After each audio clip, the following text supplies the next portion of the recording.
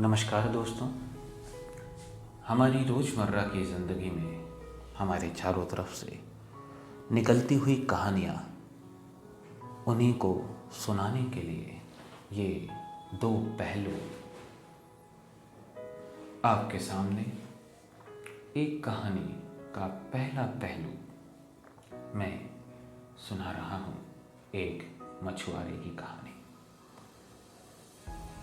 कहीं दूर समंदर के किनारे एक मछुआरे का परिवार रहा करता था।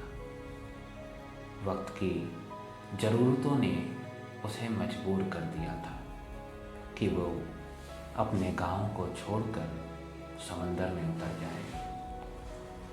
ये सोचकर कि समंदर जो कुछ भी देगा उससे वह अपने परिवार का पालन पोषण करेगा, उसने एक नाव ली और निकल गया एक नए रास्ते में, एक नए सफ़र में। जो कुछ भी मिलता उससे अपने परिवार की ज़रूरतों को पूरा करता वो समंदर के साथ ज़िंदगी बिताने लगा। धीरे धीरे उसका परिवार बड़ा होने लगा। उसके 4 बेटे हुए। हर बेटा अपने आप में बहुत प्रतिभावान था। सब में अलग अलग गुण थे, खूबियाँ थीं। धीरे धीरे उसने अपनी नाव को एक बड़े जहाज में बदल लिया। वक्त दर वक्त जैसे जैसे मौसम बदलता, मछुआरा और उसका परिवार मिलकर उस जहाज की देखभाल करते और एक दूसरों की ज़रूरत का पूरा करते। वक्त के साथ वो मछुआरा बूढ़ा होने लगा और उसके बेटे ने सारे जहाज को चलाने का काम संभाला। टूट फूट होती रहती थी तो अक्सर वो कुछ लकड़ियाँ खरीद कर रख लिया करते थे, जिन लकड़ियों से सब मिलकर उस जहाज को सुधारा करते थे, देखभाल किया करते थे। फिर एक वक्त आया जब उसके एक सबसे समझदार बेटे ने जहाज को संभालने का जिम्मा लिया। उस बेटे के अंदर एक अद्भुत क्षमता थी, तो पूरे परिवार ने कहा, हम सारे काम करेंगे, जहाज किस दिशा में जाएगा ये तुम तय करो, क्योंकि तुम्हारे अंदर इतनी प्रतिभा है, तुम हमारे परिवार के नायक हो। यूं ही करते कई साल गुजर गए। सभी बेटों की शादी हो गई, उनके बच्चे हो गए। फिर एक दिन बहुत बड़ा तूफान आया। उस तूफान में उस बड़े जहाज को बहुत चोट लगी, कुछ हिस्से टूट गए।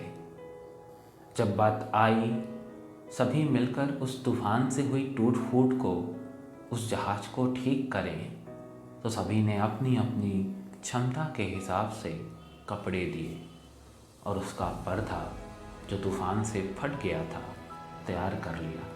मगर एक हिस्सा जो टूट गया था चट्टान की ठोकर से, उसको बनाने के लिए बहुत सारी लकड़ियों की ज़रूरत थी। फिर जब सब लोग जहाज में रखी बहुत पुरानी लकड़ियों को लेकर जहाज को ठीक करने गए, तो उस समझदार बेटे ने जिसको सबने मिलकर परिवार का मुखिया बनाया था, कहा कि जो लकड़ियां रखी हैं वो सिर्फ उसकी हैं जिससे वो अपने लिए नाव बनाएगा। उस समझदार, सबकी फिक्र करने वाले बेटे ने उन लकड़ियों को मरम्मत के लिए देने से मना कर दिया।